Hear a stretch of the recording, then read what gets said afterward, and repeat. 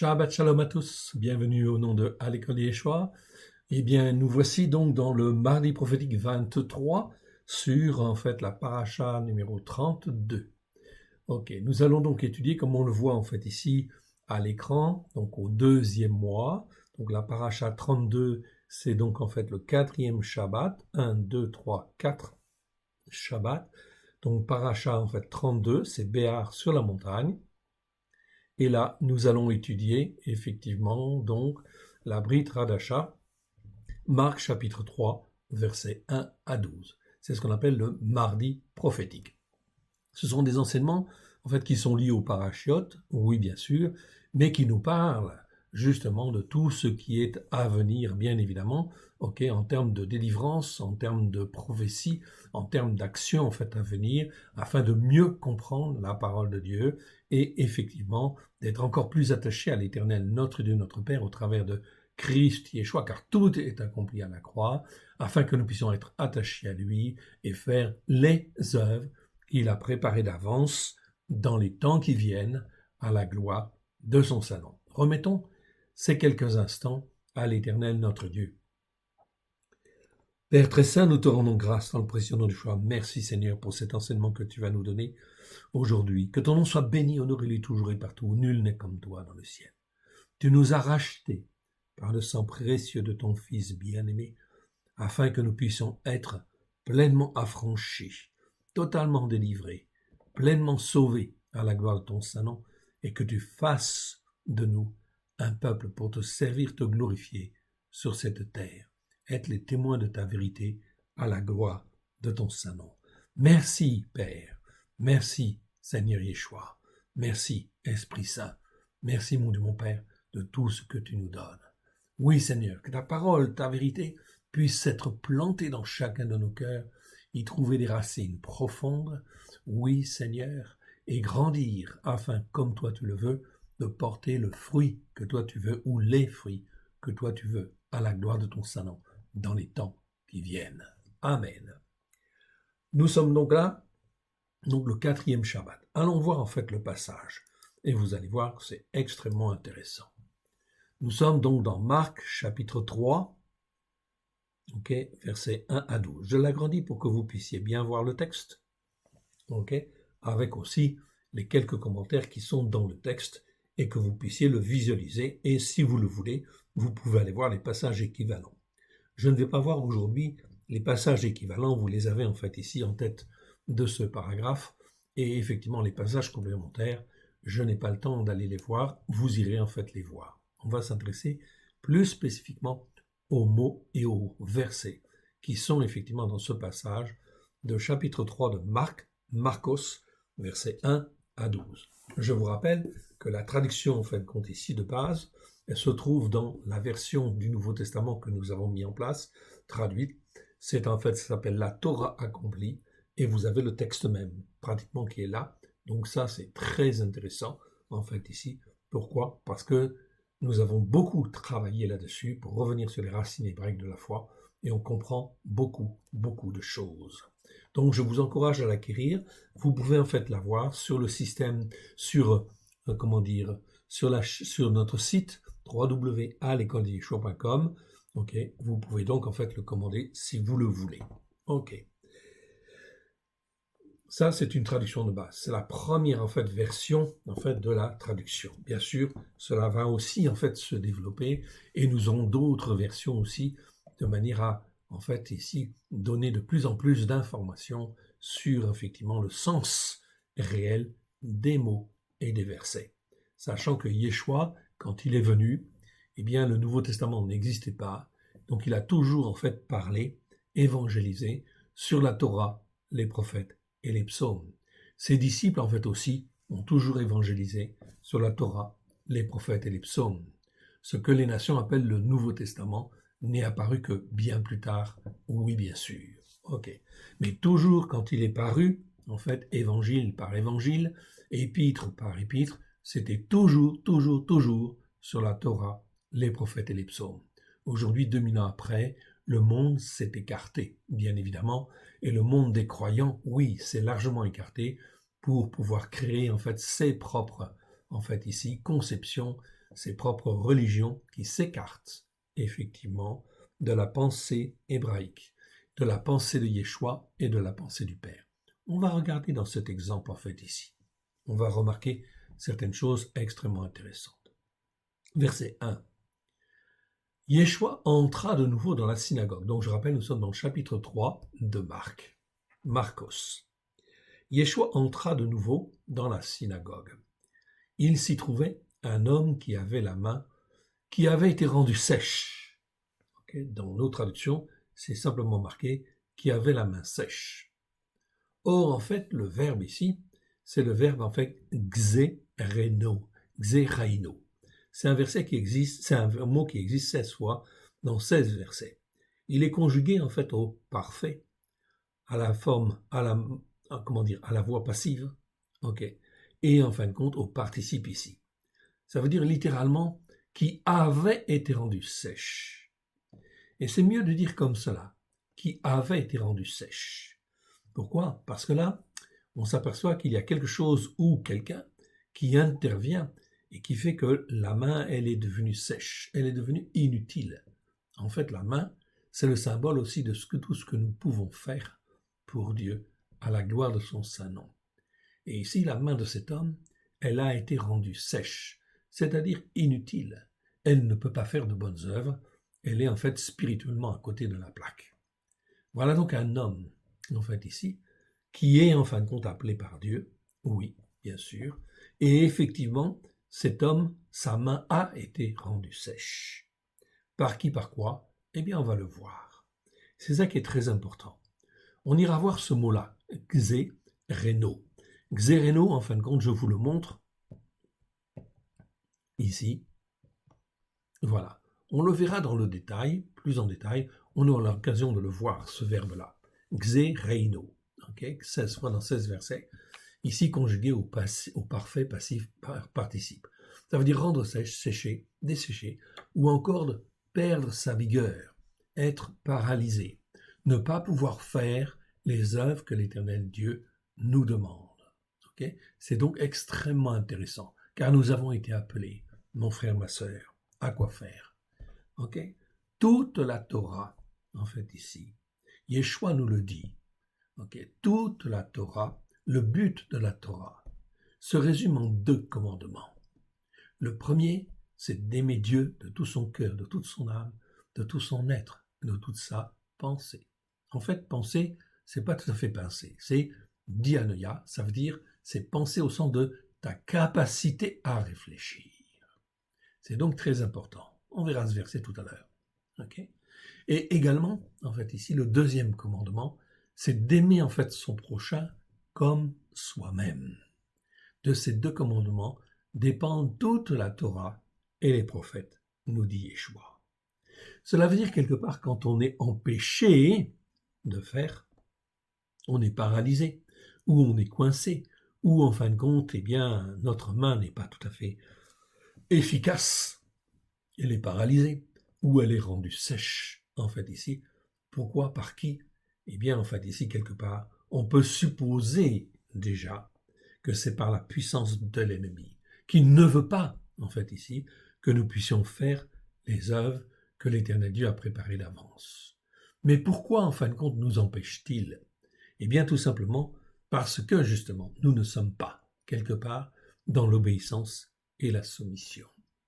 Il est impossible, mon frère, ma sœur, écoute bien, il est impossible, quand tu es dans l'obéissance et la soumission, il est impossible que tu sois empêché de faire en fait les œuvres que l'Éternel Dieu a préparées d'avance.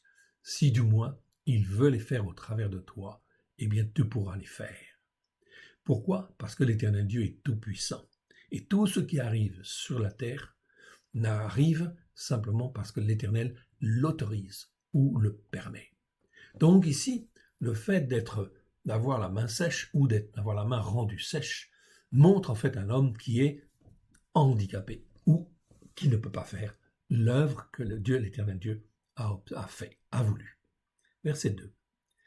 Ils observaient Yeshua pour voir s'il prendrait soin le jour du Shabbat afin de pouvoir l'accuser. Ok, je reviens en fin de compte ici sur en fait un mot que j'ai passé, c'est le mot synagogue. Synagogue en fait tout en haut ici, Yeshua entra de nouveau dans la synagogue. Synagogue en fait c'est synagoguer. C'est 56 fois dans 56 versets. Synagogue, en fait, ça veut dire en fait synagogue ou assemblée, dans le sens d'une assemblée de croyants qui se réunissent pour écouter, louer ou adorer. Dans la version second, ou NG, okay, le mot est traduit 54 fois par synagogue et 2 fois par assemblée. En fait, au départ, dans les premiers temps, on appelait aussi les assemblées de croyants Yeshua par ce mot grec synagogé. Okay? Bien sûr. Donc, c'était des synagogues de croyants en Yeshua. On a effectivement le cas dans Jacques chapitre 2, verset 2, dans Apocalypse chapitre 2, verset 9, Apocalypse chapitre 3, verset 9. On ne parle pas là, en fait, ici, d'autres structures, comme on l'a laissé croire, en fait, ici, ce sont des églises. Non, en fait, ici. Ici, ce sont des assemblées de croyants. Ce sont des synagogues, des synagogués, des synagogues, en fait, bon, de croyants en Yeshua. Dans ce verset, Jacques, un des frères de Yeshua, désigne bien par ce mot une assemblée de croyants en Yeshua. Paulos utilise aussi un mot grec dérivé, okay, dans Hébreux chapitre 10, verset 25, où il parle de ne pas abandonner son assemblée. Vous connaissez ce passage. Très exactement, il utilise le mot grec épi-synagogé. Donc, c'est synagogue avec le mot épi en fait devant.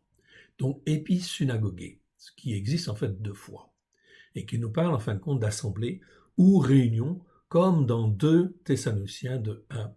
Pour ce qui concerne notre réunion avec lui, avec Yeshua, nous vous prions frères, etc., etc.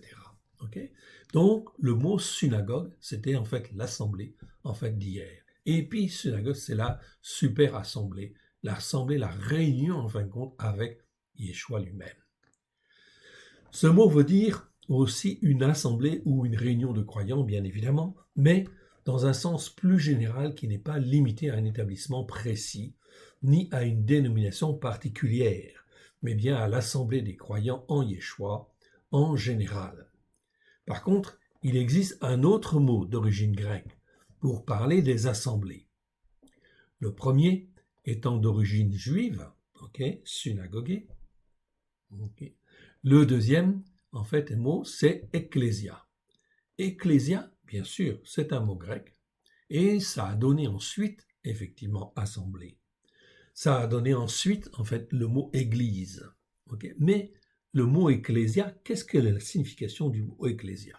Le mot ecclésia, c'est un mot qui existe 113 fois dans 112 fois. Eh bien, en fait, la signification de ce mot grec, on va l'avoir notamment par le dictionnaire très ancien Alexandre 1850 qui fait référence.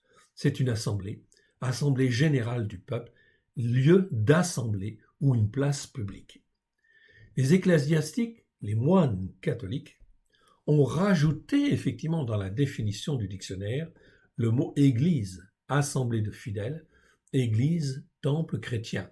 Tout cela pour différencier, en fait ici, les chrétiens dits catholiques de, en fin de compte, la racine juive et notamment du mot synagogue, ce qui n'existait pas en fait avant. Donc, ça c'est bien la création d'une définition nouvelle mise en place par les religieux catholiques, donc même dans les dictionnaires, puisque cette définition n'existait pas avant, c'est un rajout des moines catholiques. Le dictionnaire Autre dictionnaire Chassang 1882 est un dictionnaire aussi de référence. Il confirme et dit bien pour ecclésia, c'est une assemblée du peuple, lieu d'assemblée.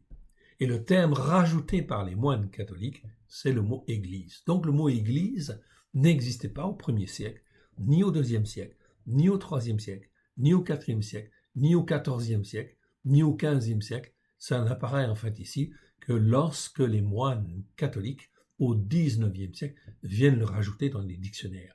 Donc attention à cette notion d'église, parce qu'elle est tellement rentrée dans les mœurs qu'effectivement, elle introduit une notion qui n'existe pas dans les évangiles, en réalité. Donc, il faut faire très attention à ça. Nous voyons là l'influence spirituelle de Rome. Je vous rappelle que le mot ecclésia veut dire quoi? Ecclésia est composé de deux mots, ek, qui veut dire hors de, et de klésis qui veut dire appel.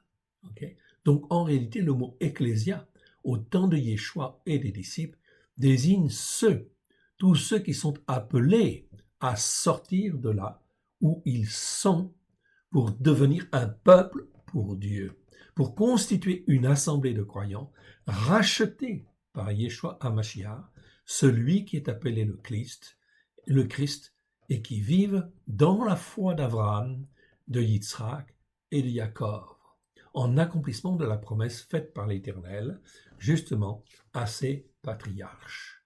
En fait, ce mot grec « ecclésia » nous parle bien de ceux qui sont sortis de, ou appelés hors de, à devenir la véritable épouse de Yeshua, c'est-à-dire à écouter et à mettre en pratique la Torah, les prophètes et les psaumes, avec grâce et vérité. C'est ceux-là qui sont appelés à constituer justement l'ensemble appelé Ecclésia. Elle est constituée de juifs et de non-juifs, croyant en Yeshua. Cette assemblée n'a pas de nom sur la terre et ne correspond à aucune dénomination terrestre existence, car Elohim, Dieu, ne donnera jamais sa gloire à un homme. Ainsi qu'il est dit dans Ésaïe chapitre 42, verset 8, « Je suis l'Éternel, c'est là mon nom, et je ne donnerai pas ma gloire à un autre. » Ni mon honneur aux idoles. Revenons donc à Marcos. Marc chapitre 13, verset 9, où Yeshua utilise le mot grec « synagogue » au pluriel.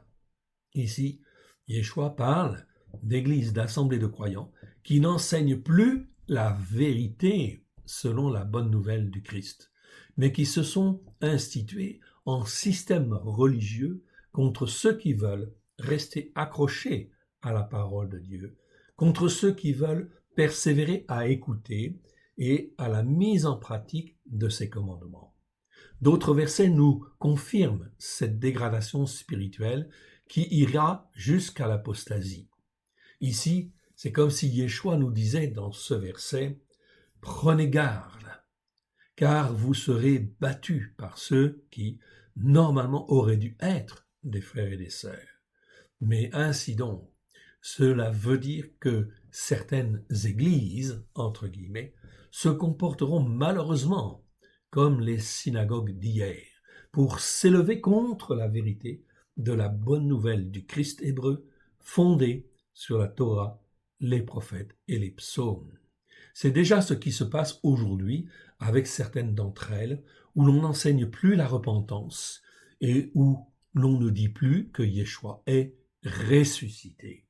C'est donc en fait très important de bien comprendre ça, et ressuscité en vue de quoi? En vue de la restauration de la Torah de l'Éternel avec grâce et vérité. Cette dégradation spirituelle finira inévitablement par conduire les croyants dans un système religieux mondial imposé par l'Antichrist, qui est appelé justement par Paulos le Centaura, anomos en grec, où toutes les religions seront considérées comme équivalentes dans le but d'instituer une fausse paix. Ceci arrivera car cela est écrit. Je peux même en fin de compte ici le mettre en gras en fait ici car c'est effectivement extrêmement important.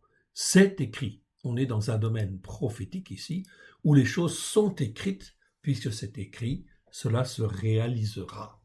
Voilà pourquoi il ne faut pas marcher effectivement dans ces voies-là qui conduisent en fait quelque part au malheur, à la domination en fin de compte ici de l'esprit de l'Antichrist.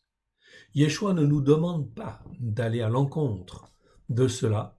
Non, c'est pas nous qui avons à combattre.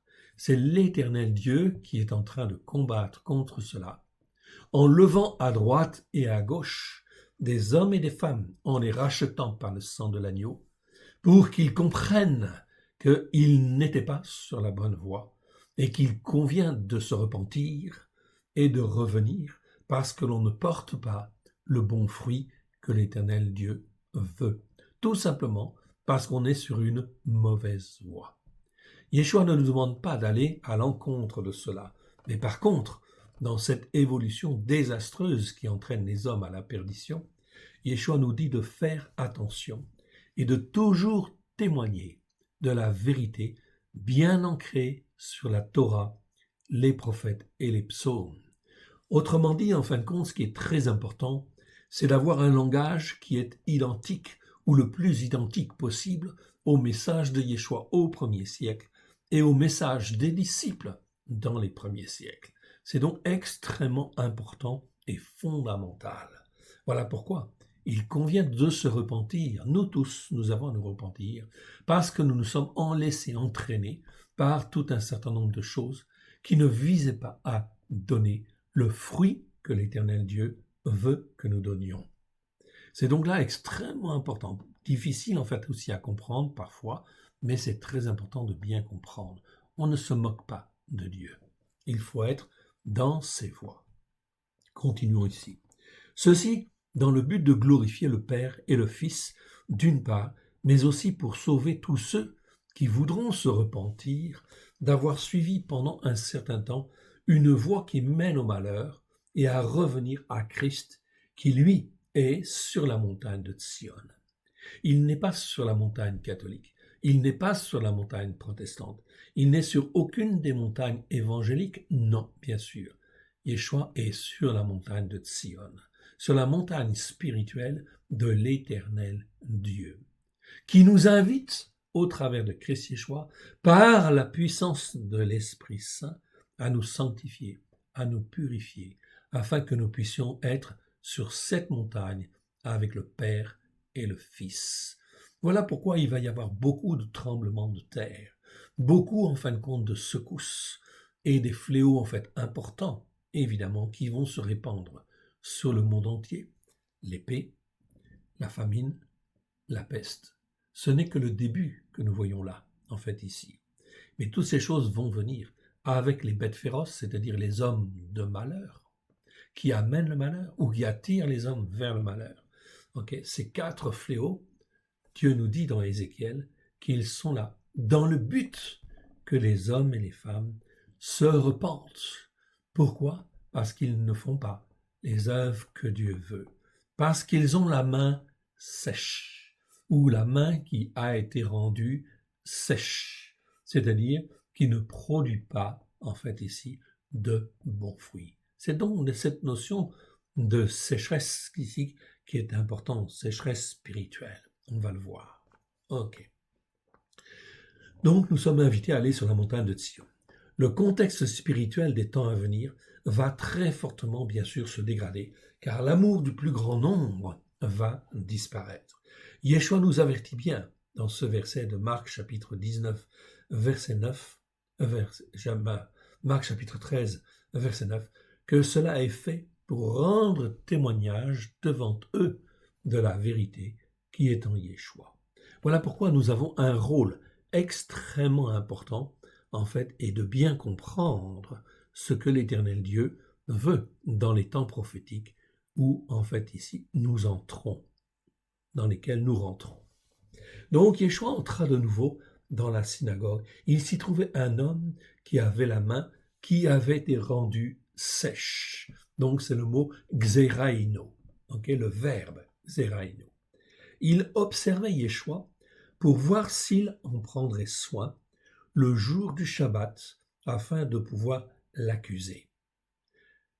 Donc là, on voit quoi? On voit qu'ils observaient Yeshua. Ils le connaissaient en fait déjà, ils en avaient entendu parler. Et puis en fin de compte, ici, le mot en fait ici, thérapéo, est traduit par guérir. Ils observaient Yeshua pour voir s'il allait le guérir le jour du Shabbat afin de pouvoir l'accuser. Mais ce mot-là, vous voyez ici un petit 68, ici, un petit C, on va le voir, mais vous avez un petit mot 68. En fait, il est dans cette traduction que nous avons fait. C'est un mot très important, thérapéo. Thérapéo, ça ne veut pas dire guérir. Ça veut dire prendre soin, s'occuper d'eux. C'est pas tout à fait guérir. Il y a un autre mot pour dire guérir en grec, c'est le mot iaiome. Et ici, en fin de compte, si iaiome existe et veut dire guérir, thérapeuo, en fait, ici, qu'est-ce que ça veut dire? Ça veut dire prendre soin, s'occuper d'eux. Ici, nous avons un petit indice, 68, qui permet en fait de retrouver en fait ce mot-là. Vous allez le retrouver dans l'index à la fin. C'est le 68e mot, en fait, ici, que nous avons mis dans l'abrégé, en fait, ici. Ok. Donc ici, dans le 68, eh bien, vous trouverez la définition du mot thérapeuo avec tous les versets. Mais également tous ces versets ici, dans ce livre-là, okay, nous l'avons traduit. Et chaque fois, thérapeuo, nous ne l'avons jamais traduit par en fait guérir, mais par prendre soin. C'est donc extrêmement important. Extrêmement important parce qu'on comprend en fait mieux certaines choses, okay, qui nous sont cachées, qui nous étaient cachées. Ici, je vous le montre en fait thérapeuo. Thérapeuo, vous le voyez là. Vous avez la définition en fait ici du verbe thérapeuo en fait en grec. C'est un mot qui existe 44 fois dans 43 versets. Ça veut dire servir, ça veut dire prendre soin, s'occuper d'eux. Donc bien sûr, c'est servir, c'est prendre soin dans le but en fait d'amener la guérison. Là, on est d'accord. S'occuper d'eux, etc. Traiter. Ok. Apporter un remède, restaurer la santé. Le mot thérapeute vient du grec thérapon, qui n'existe qu'une seule fois et veut dire serviteur, en réalité, dans un sens très fort d'un serviteur zélé pour Dieu, comme Moshe le fut. Le verbe thérapeuo a donc un rapport direct avec la notion de service de Dieu. Le verbe thérapeuo est utilisé 44 fois dans, en fin de compte, ici 42 versets. Ok, je corrige en même temps. Ici 44 fois dans 42 versets. Yeshua ne l'utilise donc pas simplement pour parler de guérison, ok, mais plutôt de soins en fait apportés en vue de ramener la guérison. Voici les 42 versets dans la version second NG 79 et qui devrait être traduit par s'occuper de, prendre soin ou encore traiter, mais non pas directement guérir. Vous avez les versets, ils apparaissent à l'écran, vous pouvez le regarder. Ok. Donc là, on regarde en fait ici, on voit que là, en fait, dans la synagogue, eh bien, les hommes regardaient Yeshua pour voir s'il allait, en fait, ici, s'occuper d'eux ou prendre soin, en fin de compte, d'eux, en fait, de cet homme qui avait la main rendue sèche. Ok. Donc, c'était dans un but de l'accuser, afin de l'accuser. Donc, vous voyez ici l'attitude de cœur des hommes qui sont là, effectivement, dans le but d'accuser et de confronter et de, effectivement, condamner. Alors, Yeshua dit à l'homme qui avait la main qui avait été rendue sèche. Ok. Donc ici, je retrouve le même mot que tout à l'heure. Et Yeshua lui dit, lève-toi, là, et va là au milieu. Là, au milieu, lève-toi au milieu. Puis il leur dit, est-il permis, le jour du Shabbat, de faire du bien ou de faire du mal, de sauver une âme ou de la tuer? Okay. Donc là, Yeshua va leur donner une leçon en fin de compte à tous ces hommes qui sont hypocrites quelque part. Je vous rappelle que hypocrite, hypocrites en grec, ça veut dire qui joue une comédie religieuse, qui joue une comédie religieuse. Donc, Yeshua voyait très bien qu'en réalité, tous ces hommes-là qui étaient là, c'étaient des croyants, mais pris par l'orgueil, pris par ceci, pris par cela, ils ne s'occupent pas de faire le bien, ils ne s'occupent pas d'aimer Dieu de tout leur cœur, de toute leur âme, de toute leur capacité à réfléchir, mais au contraire, ils défendent leur doctrine, leur siège, leur autorité, etc. Ils sont institués dans un système religieux qu'ils défendent ou qu'ils veulent défendre à tout prix. Nous sommes en fin de compte dans cette époque-là, bien évidemment, où les hommes, en fait ici, préfèrent garder leur position, leur siège, leurs avantages, etc.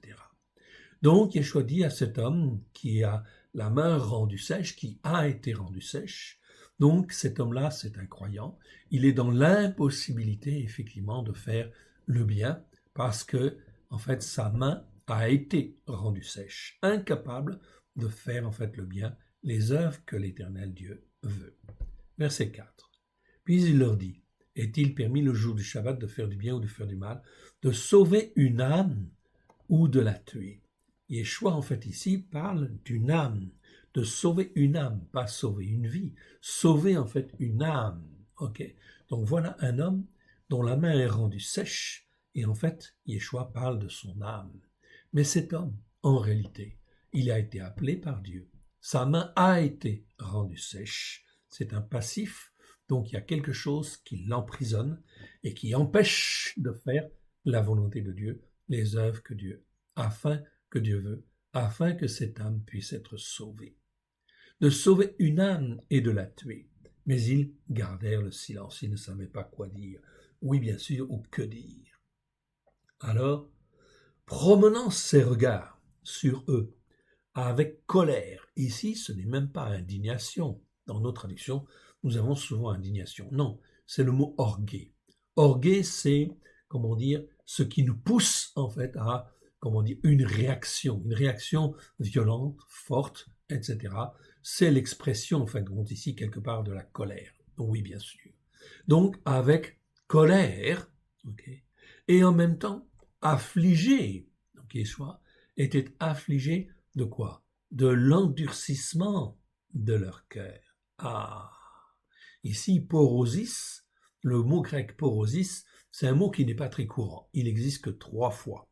3 fois dans 3 versets, dans les 3 versets que vous avez en fait ici. Comme dans Éphésiens chapitre 4, verset 18 ici, où il est dit « Ils ont l'intelligence obscurcie à cause de l'endurcissement de leur cœur. » C'est très parlant en fait ceci. Ok? Ils ont effectivement, l'intelligence obscurcie, c'est-à-dire la capacité à réfléchir, leur en fait ici moyen de raisonner, si vous voulez, qui est obscurci. Pourquoi? À cause de quoi? À cause de l'endurcissement de leur cœur. Leur cœur est endurci, quelque part. Comme Pharaon, c'est la même idée, en fait, ici, quelque part.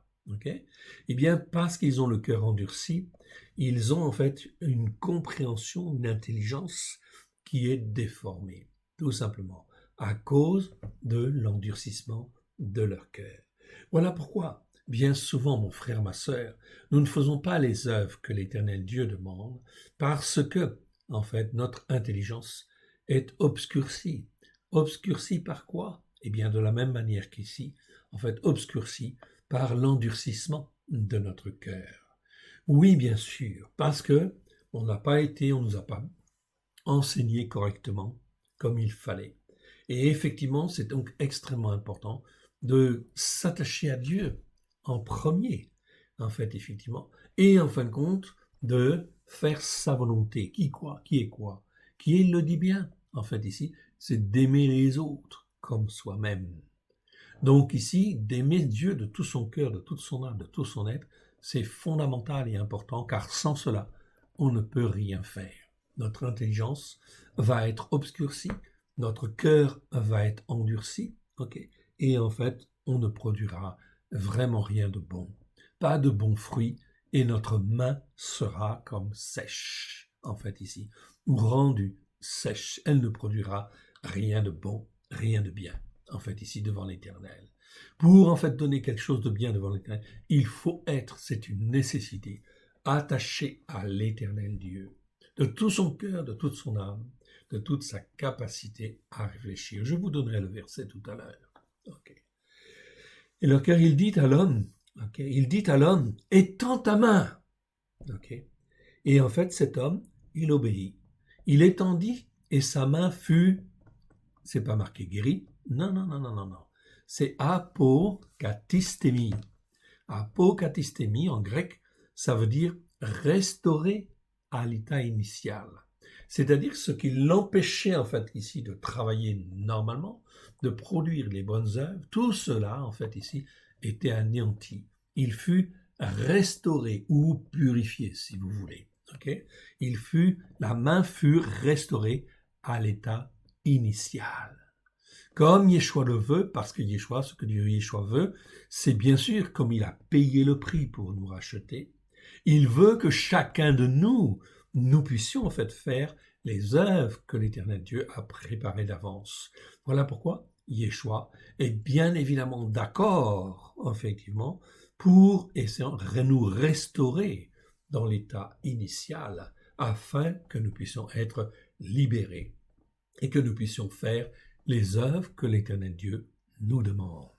Encore faut-il, bien évidemment, s'attacher à Dieu, rester attaché à Dieu, et faire appel, bien sûr, à Yeshua, qui a payé le prix, qui, en fin de compte, a payé le prix pour nous affranchir, pour totalement nous délivrer, pour, en fait, pleinement nous sauver, et pour faire de nous un peuple pour Dieu, des serviteurs et des servantes qui puissent le servir, faire les œuvres que l'Éternel Dieu a préparées d'avance, afin qu'il puisse se glorifier et que l'on puisse glorifier le Fils en même temps, bien évidemment. Donc là, cela suppose un recalage. Ici, on ne parle pas de guérison, on ne parle pas là de délivrance, on parle de purification. Purification de toutes les mauvaises influences qui peuvent être dans notre vie et qui nous empêchent de faire les œuvres que l'Éternel Dieu, en fait, voudrait que l'on fasse, ou qu'il est à même de faire par la puissance de son Saint-Esprit au travers de nous. Je vous le rappelle, en réalité, nous ne pouvons faire des choses que si effectivement nous faisons les œuvres que Dieu demande selon sa volonté par la puissance en fait ici de l'Esprit Saint, car l'Esprit Saint est celui qui sanctifie, c'est-à-dire qui rend pur, qui en fait nettoie, qui sanctifie, qui glorifie le Père et qui glorifie le Fils. Oui, bien sûr. Donc, ça ne peut être que par l'action, en fin de compte, de l'Esprit Saint, l'Esprit de sainteté. Et tout ce que nous avons à être, bien sûr, c'est être disponible pour s'attacher à Dieu, rester attaché à Dieu, pour que lui nous purifie et restaure, en fait, ici, notre âme, notre main, nos pieds, notre cœur, etc., pour être rendus saints. Les Pérouchim étant sortis, tinrent aussitôt conseil entre eux, car ils ont vu ce que Yeshua a fait, même un jour de Shabbat. Les Pérouchim, donc les pharisiens étant sortis, tinrent aussitôt conseil entre eux avec les hommes de Orodos sur les moyens de le faire périr. Regardez en fait ces hommes-là. Ils voient un signe en fait ici qui est fait devant eux. Je ne vais pas dire miracle parce que c'est le mot catholique. C'est pas un miracle, c'est une restauration à l'état initial. C'est donc quelque chose de fantastique. Tous sont capables en fin de compte de voir, en fait quelque part, mais à cause de l'endurcissement de leur cœur, ils ne comprennent pas. Et au contraire, ils prennent une attitude ici méchante dans le but de faire périr Yeshua, car Yeshua en fin de compte vient leur montrer qu'ils sont dans l'erreur, qu'ils ne comprennent pas les choses comme il convient, et qu'il, en fin de compte, les remet en cause leur pouvoir, tout ce qu'ils font. Donc, on va passer au deuxième passage. Le deuxième passage, c'est Yeshua qui explique sa thérapie. Dans, ici, ce passage du chapitre 3, nous sommes là dans le verset 7 à 12. 7 à 12, donc la suite de ce passage, voyez ce qui nous est dit. Yeshua se retira vers la mer avec ses disciples. Une grande, je vais l'agrandir pour que vous voyez encore mieux. Donc là, on est au début de son ministère, on est dans Marc 3. Donc ici, et dans l'année, en fait ici, spirituelle, nous sommes au début de l'année spirituelle. C'est donc extrêmement important de bien comprendre en fait ces passages. Donc ici, je ne vais pas voir les passages équivalents que vous voyez en fond de l'écran. Vous pouvez aller les voir, oui bien sûr, et en fait les vérifier. En fait ici, vous pouvez les voir dans d'autres versions, vous avez les références, et vous pouvez les voir aussi dans la version ici retraduite, c'est encore mieux, oui bien sûr, car cela nous permet d'aller beaucoup plus loin et beaucoup plus sur les racines hébraïques de la foi pour être encore mieux dans la volonté en fait du Père et du Fils. Verset 7. Yeshua se retira vers la mer avec ses disciples. Une grande multitude le suivit de la Galilée, de Yehuda, de Yerushalayim. Yerushalayim, c'est en fait ici Jérusalem. Mais c'est un autre nom de Jérusalem. Il y a deux noms pour Jérusalem, Yerushalayim, et il y a également, en fin de compte, ici, l'autre mot, en fait, ici, c'est la cité physique de Jérusalem. On le voit ici. Enfin, j'en ai fait déjà un petit commentaire, on y reviendra, de toute façon. Donc, de partout, de la Galilée, de Juda, de Yerushalayim, d'Édom, et d'au-delà du Yarden, des environs de Tsor, c'est Tyr, et de Tsidon, une grande multitude, apprenant tout ce qu'il faisait, vint à lui. Donc il y avait quelque chose ici d'extraordinaire. La communication se fait vraiment très rapidement. Yeshua commence son ministère et vous voyez effectivement que vraiment en fait la réputation, en fait ça va très très vite. La communication se fait d'une manière importante, parce que Yeshua enseigne ici des choses qui sont véritables. Et la volonté du Père, c'est que cela soit connu, oui bien sûr, et que les hommes puissent écouter et mettre en pratique, non pas comme les pharisiens le font, non pas comme les scribes le font, mais effectivement comme Yeshua l'enseigne et comme les disciples en fait ici vont l'enseigner. Il chargea ses disciples de tenir toujours à sa disposition une petite barque, afin de ne pas être pressé par la foule. Non pas que Yeshua rejetait le contact, oui bien sûr, mais le manque d'information et en fait ici la folie religieuse qui existait en fait à l'époque faisait que les hommes et les femmes étaient maintenus dans en fait ici une emprise religieuse qui en fait ici les enfermait. Alors, le jour où on leur montre qu'il y a possibilité de sortir de cette emprise-là, eh bien forcément, les gens courent parce que les gens sont fatigués, les gens sont malades, et malades d'entendre des faux enseignements ou des enseignements qui sont erronés. Alors, en fin de compte, ils viennent, mais ils veulent en fait s'approcher de Yeshua, et même toucher en fait Yeshua, le submerger en fait aussi quelque part. Donc, par précaution, et aussi en fin de compte pour pouvoir faire son travail, Yeshua demande à ses disciples qu'ils lui préparent en fait une petite barque afin qu'ils puissent enseigner à partir de cette petite barque sur l'eau, et donc que l'eau étant autour de lui, les hommes et les femmes resteront en fin de compte tranquilles sur le bord de l'eau, etc., à l'écouter. Car il ne s'agit pas là d'imposer les mains et de guérir, non, il s'agit de s'occuper d'eux, de prendre soin. On est dans la thérapie. Il faut faire comprendre en fait ce qu'il en est, et il faut faire comprendre pour que la puissance du Saint-Esprit puisse agir, délivrer et former et façonner, et effectivement dans la tête des gens que les choses se fassent afin que la guérison puisse venir. On est là dans la thérapie quelque part. On n'est pas là, en fin de compte, dans la puissance de l'esprit qui, en fait, vient guérir d'un instant. Non, le but, ce n'est pas là. Le but, c'est de former, c'est de façonner, afin que les hommes et les femmes soient effectivement, en fin de compte, formés, deviennent adultes, deviennent matures, etc. Donc ça, il faut forcément un peu de temps. En effet, verset 10, comme il prenait soin. Et là, on retrouve, en fait, ici, le mot que je vous ai donné tout à l'heure, thérapeio. Thérapeio, ici, c'est le même mot, vous le voyez là, en fait, ici, thérapeio, qui veut dire prendre soin, s'occuper d'eux. Donc, il prenait soin et il s'occupait d'eux, ici. C'est mieux que guérir.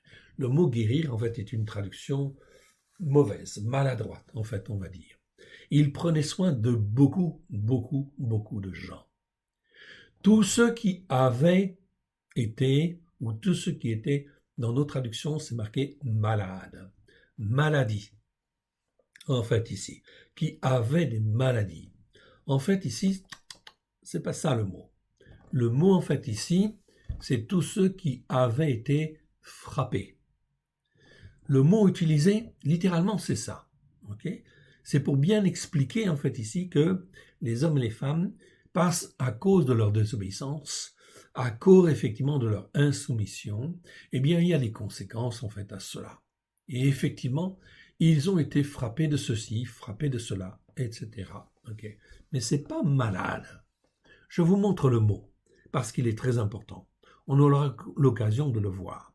C'est le mot mastix. Mastix, en fait, ici, que vous voyez à l'écran, c'est pas un mot très courant. C'est un mot qui existe, un mot grec, qui existe 6 fois dans 6 versets. Okay? C'est un nom féminin, déjà. Okay? Et en fait, la référence Strong, c'est 3148, vous pouvez vérifier.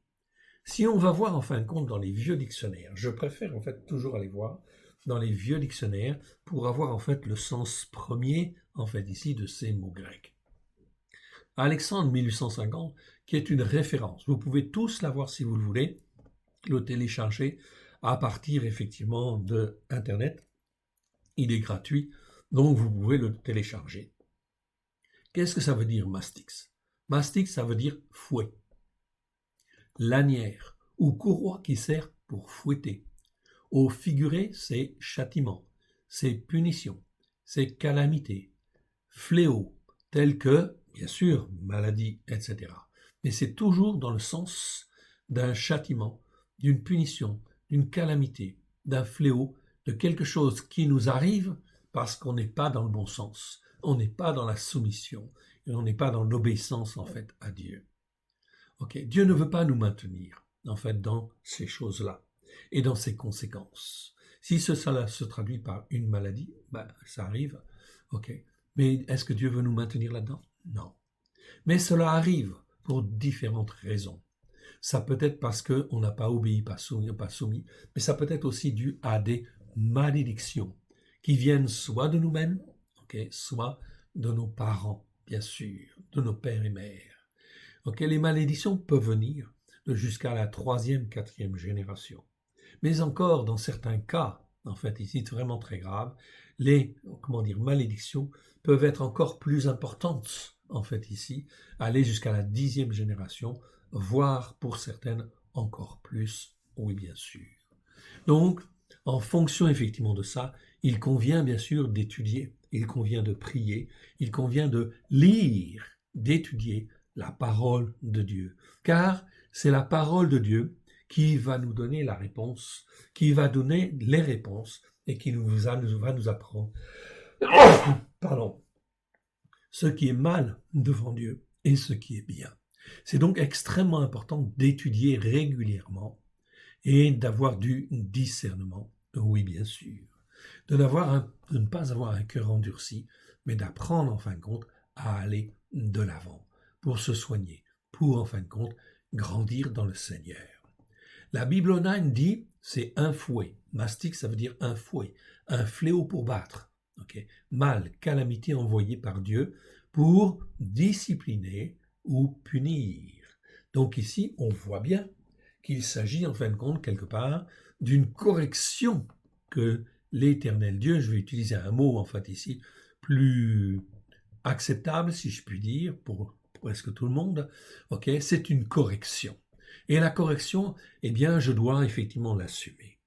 Si, en fin de compte, j'ai une correction, c'est que certainement, en fait, ici, quelque part, je n'ai pas fait ce qui est bien devant Dieu. Ou mes parents n'ont pas fait ce qui est bien devant Dieu. Il y a donc, en fait, des conséquences. Il convient, entre guillemets, de se repentir. Voici donc les 6 versets. Je vous donne ici à l'écran, donc les 6 versets dans la Louis II, ok, ou NG. Dans Marc chapitre 3, verset 10, c'est traduit par maladie. Dans, en fait, Marc chapitre 5, verset 29, c'est traduit par son mal. Marc chapitre 5, verset 34, par mal aussi. Dans Luc 7, 21, c'est traduit par infirmité. Et dans Actes 22, 24, c'est bien traduit par fouet.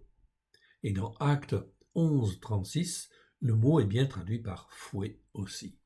Donc, vous voyez que ce mot mastix, ce n'est pas n'importe quoi quand même. Okay.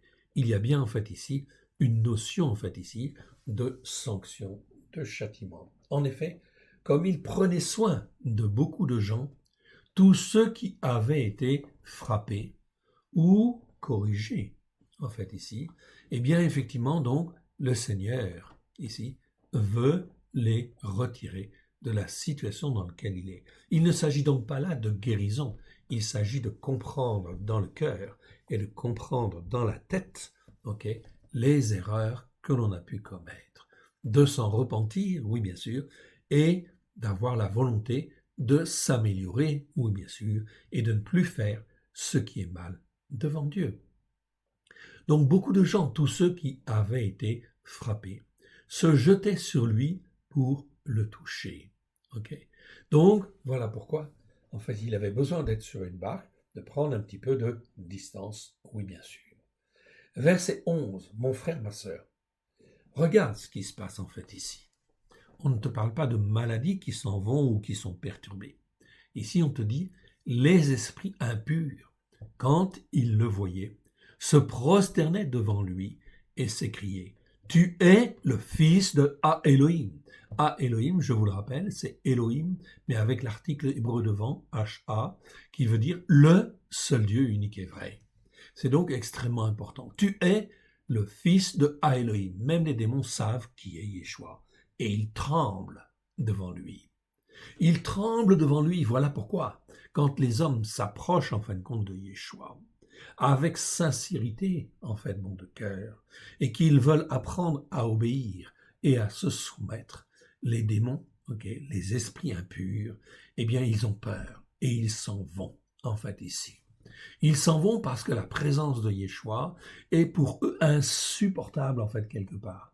Voilà pourquoi mon frère, ma sœur, je vous encourage à écouter et à mettre en pratique avec zèle, oui bien sûr, car plus on s'attache à l'éternel Dieu, plus on s'attache en fait à Yeshua, eh bien effectivement, plus en fin de compte nous sommes rendus saints, purifiés par l'Esprit de Dieu, par l'Esprit de la sainteté, et cela veut dire effectivement que la puissance du diable n'a plus rien à faire en fait ici.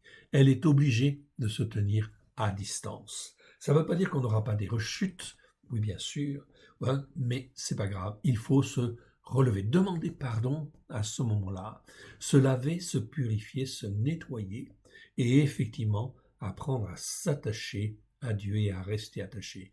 Donc opérer toute une certaine discipline. Donc on est là effectivement dans la sanctification de cet homme qui a une main paralysée. Alors, je vous avais promis de vous donner quelques versets. Eh bien, je vais vous donner quelques versets. Ces versets, vous pouvez les noter. Les noter sur un papier, si vous voulez. Il faut les voir, il faut les revoir, même les connaître par cœur, si vous voulez. Et si possible, en fait, ici, regardez-les, en fait, dans la version, en fait, que nous avons traduit, que nous avons retraduit. Ce sera encore plus juste et encore plus pertinent. Je vous encourage, effectivement. Allons voir, si vous le voulez bien. On va d'abord aller dans Matthieu. Matthieu chapitre 22.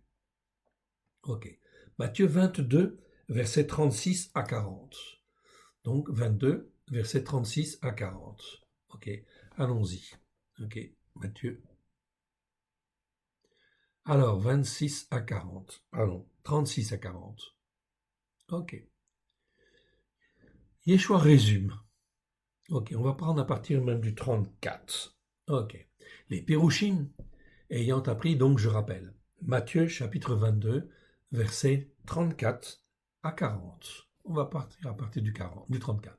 Les Pérouchim, donc les pharisiens, ayant appris qu'il avait réduit au silence les Tsadoukim, c'est-à-dire les Sadducéens, ceux qui font le service en fin de compte dans le temple, se rassemblèrent. Et l'un d'eux, qui était censé connaître la Torah, en fait ici, donc je vous encourage effectivement à bien voir la version ici, donc à connaître la Torah. Donc en fait ici le mot c'est nomikos. Nomikos ça veut dire qui est censé connaître la Torah, qui est censé être comme un docteur si vous voulez. Donc quelqu'un qui est quand même assez costaud, qui connaît très bien en fait la Torah. Mais personne ne la connaît autant que Yeshua, on est bien d'accord. Et l'un d'eux qui était censé connaître la Torah lui fit cette question pour le mettre à l'épreuve. Maître, quel est le plus grand commandement de la Torah? C'est la question qu'il pose. Exactement. En grec, en fait, ici, le mot grec utilisé ici, c'est nomos, qui existe, en fait, c'est la petite référence, ici vous le voyez en fait à l'écran, c'est 43, même chose. Ici, le mot nomos, ça veut dire en fin de compte loi, c'est la loi de Dieu. Et quelle est la loi de Dieu? C'est la Torah, en fait, on parle là de la Torah. Donc ici, cet homme demande, en fait, ici, ok, quel est effectivement, en fait, ici, le plus grand commandement de la Torah, c'est-à-dire, en fin de compte, des écrits qui ont été donnés, en fait, à Moshe pour Israël, mais également pour toutes les nations.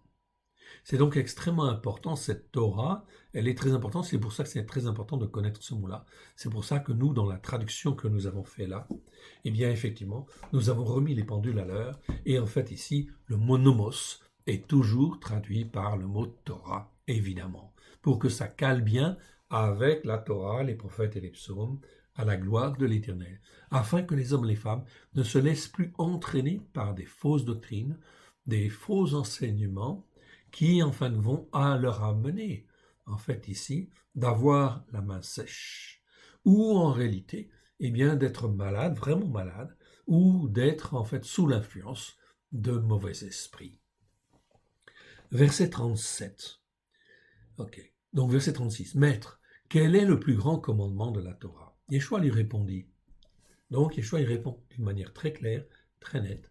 Tu aimeras l'Éternel, ton Elohim, de tout ton cœur, de toute ton âme et de toute ta capacité à réfléchir. Ah, ça c'est important. Ici, on dit bien capacité à réfléchir. Le mot utilisé en fait ici, ok, c'est le mot dianoia. Dianoia, je vous en ai déjà parlé en fait ici, mais je vous en reparle. C'est un mot qui existe 13 fois dans 13 versets. La plupart du temps, c'est traduit par pensée. Ok. Mais en réalité, vous avez en fait une dizaine de mots qui sont traduits par pensée en fait dans la Brit Hadasha. Donc chacun en fait a des nuances. Et ici, dianoia, ça nous parle de la faculté, de la capacité à réfléchir, du moyen, de la manière de penser, de saisir l'idée principale d'un mot ou d'un verset. Ça, c'est très important, cette définition. C'est saisir l'idée principale d'un mot ou d'un verset. Okay? Et non pas simplement penser, parce que ça reste flou dans ce cas-là, et on peut se laisser entraîner en fin de compte par n'importe quelle doctrine, et bien sûr avoir en fait par la suite la main sèche, la main qui ne produit pas en fin de compte en fait de bonnes œuvres, tout simplement parce qu'on est à côté de la plaque quelque part. Certains traduisent par de tout son être. Okay? Cela ne comprend pas l'évangile de Matthieu, car l'évangile de Matthieu était écrit en hébreu au départ et vient du texte original de Deutéronome 6, verset 5, où le mot, en fin de compte, méodéra, veut dire de tout ton potentiel, de tout ton être. Il n'a pas d'équivalent en français. Ce mot est généralement traduit par ta pensée, ton intelligence et ta force, etc.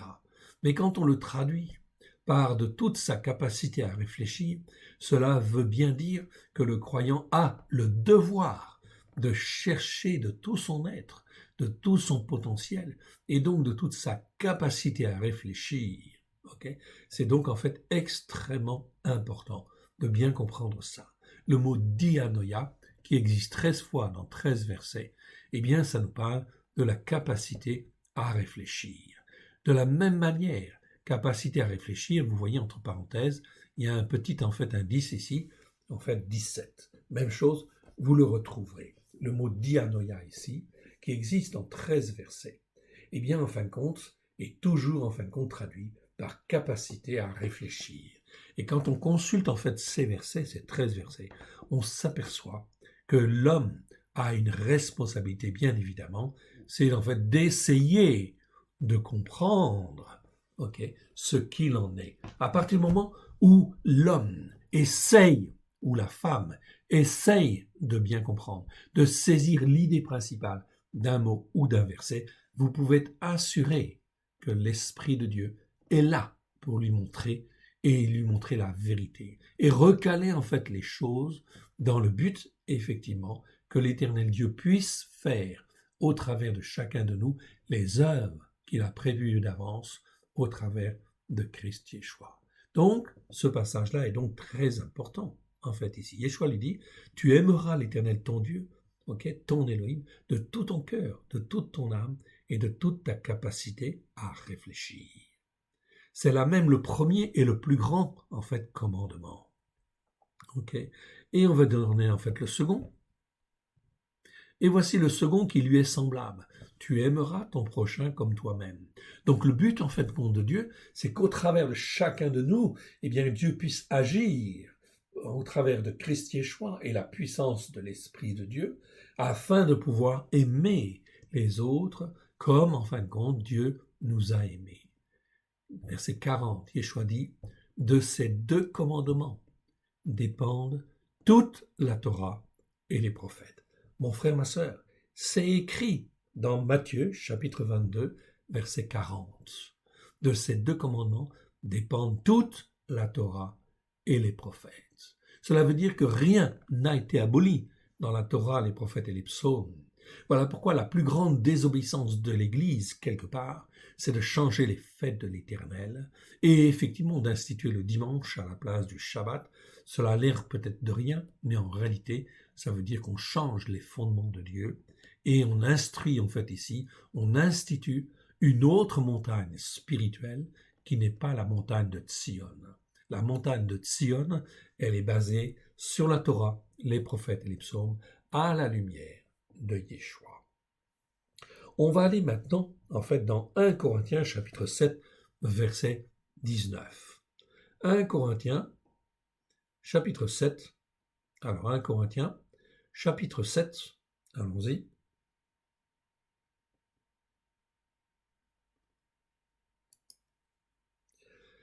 Et verset 19. Allons-y au verset 19. Allons-y. La circoncision physique n'est rien, et le fait d'être dans l'incirconcision n'est rien. Okay. Nous dit Paulos aux Corinthiens. Mais l'observation des commandements de Elohim est tout. C'est donc là quelque chose de très important en fait à bien comprendre afin effectivement que nous ne soyons pas handicapés dans nos membres et en fait avoir la main sèche en fait aussi quelque part. Luc chapitre 1 verset 6. Luc 1, allons-y, Luc 1 verset 6. Qu'est-ce qui nous est dit en fait ici? Eh bien allons voir. On parle en fait ici de Zeraria. Je reprends à partir du verset 5. Du temps de Hérode, roi de Yehuda, il y avait un Kohen, donc un sacrificateur, nommé Zeraria, c'est Zacharie, en fait ici, de la classe d'Avia, en fait ici. Sa femme était d'entre les filles d'Aaron et s'appelait Elisheva, Élisabeth. Verset 6, écoutez bien. Tous deux étaient justes devant Elohim, devant le seul Dieu unique et vrai, observant d'une manière irréprochable tous les commandements et tout ce qui est déclaré juste et droit devant l'Éternel.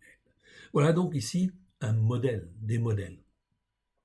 Zacharie et en fait Élisabeth, Zeraria et Elisheva. C'étaient des modèles, ils étaient irréprochables et ils ont été choisis par l'Éternel Dieu afin effectivement de faire venir Jean le Baptiste. Ok. Et de faire venir celui qui allait annoncer la venue de Yeshua sur la terre.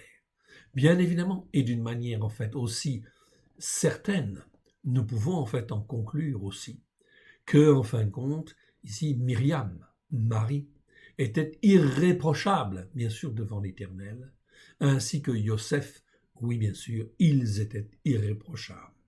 Il n'y a pas de versets qui le disent clairement, en fait, ici, mais c'est une évidence, évidemment, et on ne peut absolument pas en douter.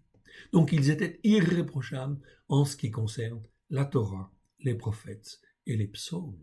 Ils étaient irréprochables. Voilà pourquoi ils sont choisis par l'Éternel Dieu pour, en fin de compte, accomplir sa volonté, faire les œuvres qu'il a prévues d'avance. C'est donc là quelque chose de très important. Ce sont des modèles pour nous, okay? Des modèles pour nous pour montrer que l'Éternel Dieu, en fait ici, regarde ce que nous faisons et regarde en fait nos choix. Oui, bien sûr. On va aller en fin de compte maintenant dans Marc chapitre 12, versets 28 à 31. Marc 12,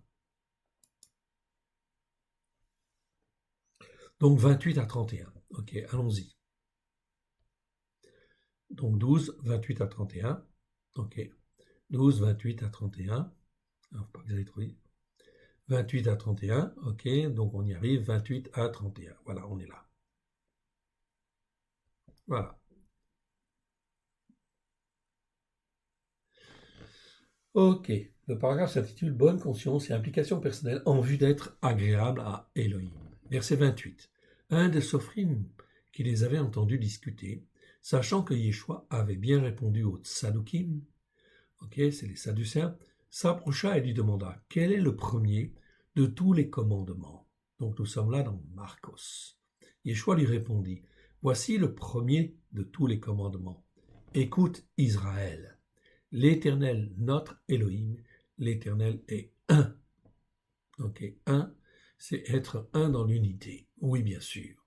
Et en fait, verset 30, et tu aimeras l'Éternel, ton Elohim, de tout ton cœur, de toute ton âme et de toute ta capacité à réfléchir. On retrouve en fait ici le mot dianoia dont je vous ai parlé tout à l'heure. C'est-à-dire, la capacité à réfléchir, c'est la capacité à rechercher et à saisir le mot essentiel ou l'élément essentiel d'un mot, en fait, la signification essentielle d'un mot ou d'un verset. C'est extrêmement important afin de pouvoir grandir dans la connaissance de Dieu et la connaissance du Fils.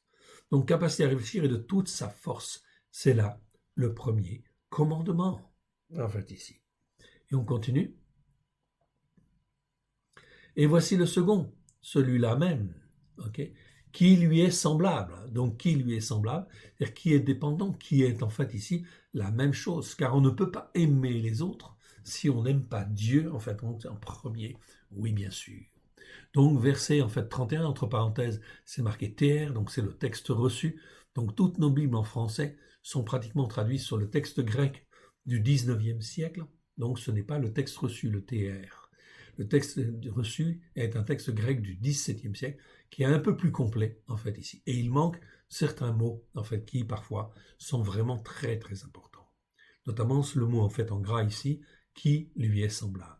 Et voici le second, celui-là même, ok, qui lui est semblable, ok, c'est-à-dire ce commandement, celui-là même dont on parle là, en fait, ici. Donc, c'est une tautologie. Outos, c'est une tautologie. C'est pour dire insister. Faites attention à ça. C'est très important. Tu aimeras ton prochain comme toi-même. Il n'y a pas d'autre commandement plus grand que cela même dont on vient de parler. Encore une autre tautologie, en fait, ici. Une tautologie, ce sont des petits mots en grec qui existent pour dire, en fait, qu'ils insistent, en fait, ici, sur ce qu'on vient de dire là. C'est extrêmement important. C'est pour ça qu'on peut le traduire, en fait, ici, cela même dont on vient de parler, ou dont on vient de dire, dont on vient de parler, ou qu'on vient de montrer, en fait, ici. C'est donc très important, fondamental, essentiel. On va aller ensuite dans Romains chapitre 13, versets 8 à 10. Donc Romains chapitre 13, allez, on y va. Romains chapitre 13, versets 8 à 10. Et donc là, c'est Paulos en fait qui parle.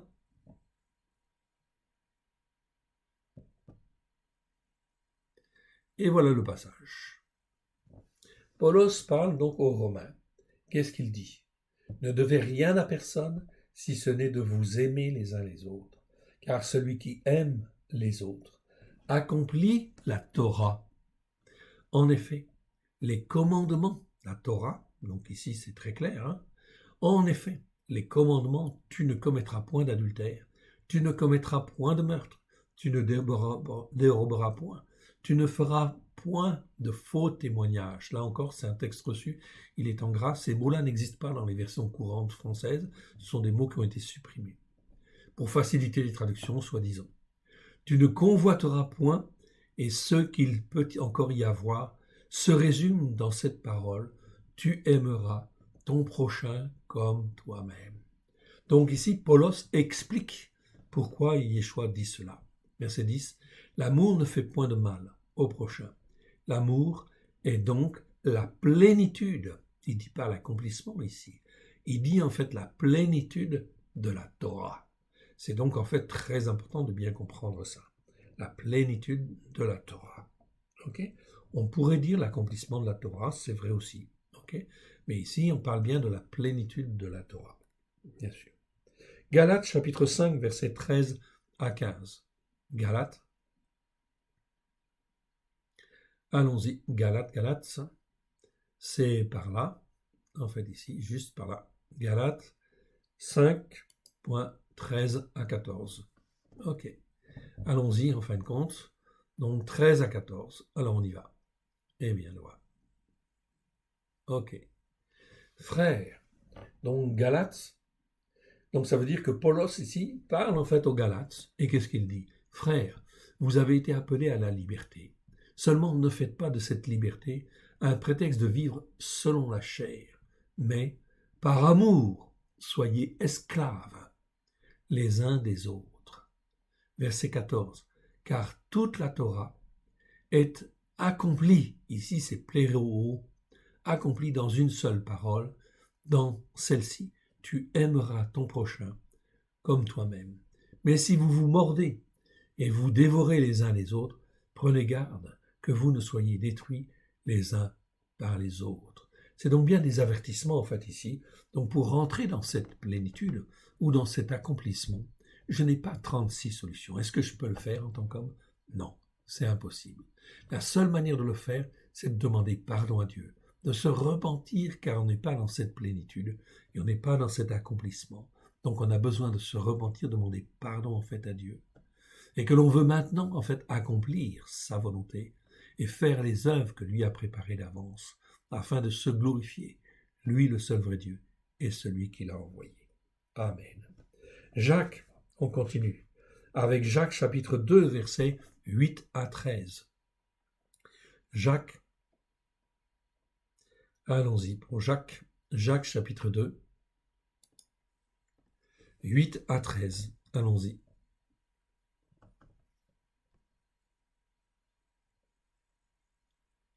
Voilà.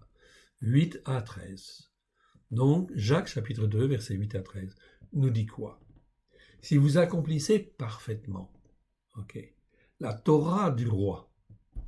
Ici, on parle bien toujours du même mot. C'est toujours le même mot qu'on a vu tout à l'heure. Nomos en fait en grec. La Torah du roi ou la Torah royale, mais c'est mieux du roi en fait ici. C'est-à-dire de Yeshua. Car Yeshua est venu pour que justement la Torah puisse être accomplie dans nos cœurs et dans nos vies. Donc c'est la Torah du roi. La Torah du roi, selon l'Écriture, tu aimeras ton prochain comme toi-même. Vous faites bien. Mais si vous considérez selon l'apparence en fait des choses, ou si vous faites du favoritisme, mais c'est mieux si vous considérez selon l'apparence des choses, vous commettez un péché. Vous êtes condamné par la Torah comme des transgresseurs. Donc là, c'est vraiment des mots très forts. Comme des transgresseurs. Donc ça, c'est vraiment en fin de compte très grave. Or, quiconque observe la Torah, mais pêche contre un seul commandement, devient coupable de tous. En effet, celui qui a dit « tu ne commettras point d'adultère » a dit aussi « tu ne commettras point de meurtre ». Or, si tu ne commets point d'adultère, mais que tu commettes un meurtre, tu deviens un transgresseur de la Torah. C'est donc en fait ici extrêmement important de bien comprendre en fait cela, et que nous devons être dans la crainte de l'Éternel pour en fin de compte être dans la bonne attitude d'une crainte salutaire, respectueuse, qui écoute et qui met en pratique, qui se forme, qui est dans la thérapie en fait ici pour se former, se façonner à la gloire de l'Éternel. Verset 12. Partagez et agissez comme devant être jugés par une Torah de liberté, car le jugement est sans miséricorde pour qui n'a pas fait preuve de bonté miséricordieuse. La bonté miséricordieuse triomphe du jugement. C'est donc ici des passages extrêmement importants, oui bien sûr. Les passages en fin de compte aussi, tu aimeras ton prochain comme toi-même, c'était écrit en fin de compte dans la Torah, notamment dans Lévitique chapitre 19, versets 16 à 18. Tu aimeras ton prochain comme toi-même. Vous pouvez aller vérifier, bien évidemment.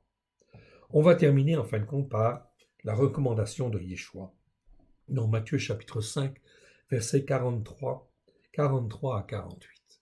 Matthieu chapitre 5, 43 à 48. Allons-y. Alors, 43 à 48, ok. Allons-y, 43 à 48. On va y arriver en fait ici. 43 à 48. Ok. Vous avez appris qu'il a été dit, tu aimeras ton prochain et tu haïras ton ennemi. Ça, ce sont les recommandations de Yeshua. Matthieu chapitre 5, versets 43 à 48. C'est le sermon sur la montagne. Vous avez appris qu'il a été dit, tu aimeras ton prochain et tu haïras ton ennemi. Mais moi je vous dis, aimez vos ennemis. Bénissez ceux qui vous maudissent. Faites du bien à ceux qui vous haïssent. Et priez pour ceux qui vous maltraitent et qui vous persécutent, afin que vous soyez fils de votre Père qui est dans les cieux. Car il fait lever le soleil sur ceux qui agissent sous l'influence du malin, et sur les bons. Il fait pleuvoir sur les justes et sur les injustes. Si vous aimez ceux qui vous aiment, quelle récompense méritez-vous? Les collecteurs de taxes aussi n'agissent-ils pas de même? Et si vous saluez seulement vos frères, que faites-vous d'extraordinaire? Ceux qui sont des nations n'agissent-ils pas de même? Soyez donc rendus parfaits, comme votre Père céleste est parfait. Soyez rendus parfaits, comme votre Père céleste est parfait. Et chose merveilleuse, c'est la bonne nouvelle que Yeshua, en fin de compte, ici nous annonce. C'est que nous pouvons, en fait, ici, être rendus parfaits dès lors que nous voulons nous attacher pleinement à l'Éternel Dieu, de tout notre cœur, de toute notre âme, de toute notre capacité à réfléchir, et que nous voulons, en fin de compte, faire les œuvres que lui a préparées d'avance, et que par la puissance de la sainteté, la puissance de son esprit de sainteté, il puisse travailler dans nos cœurs, travailler dans nos vies, afin que nous puissions être des serviteurs humbles, obéissants et soumis, afin de faire sa volonté. Que l'Éternel Dieu vous bénisse et vous garde. On termine par une petite prière. Père très saint, nous te rendons grâce dans le précieux nom de Yeshua. Merci Seigneur pour cet enseignement. Oui, qu'il pénètre au plus profond de nous-mêmes dans nos cœurs, afin Seigneur, que tes racines puissent être établies d'une manière profonde à la gloire de ton saint nom, et que nous puissions grandir, Seigneur, comme toi tu le veux, afin de mieux discerner ta volonté, de mieux discerner les œuvres que toi tu as préparées d'avance, afin, Seigneur, de les accomplir comme toi tu le veux, à la gloire de ton saint nom. Nous voici, Seigneur. Parle, Seigneur, ton serviteur, ta servante écoute. Que ton nom soit béni, honoré-lui toujours et partout. Alléluia, Amen. Que l'Éternel Dieu vous bénisse et vous garde dans le précieux nom de Yeshua. Amen.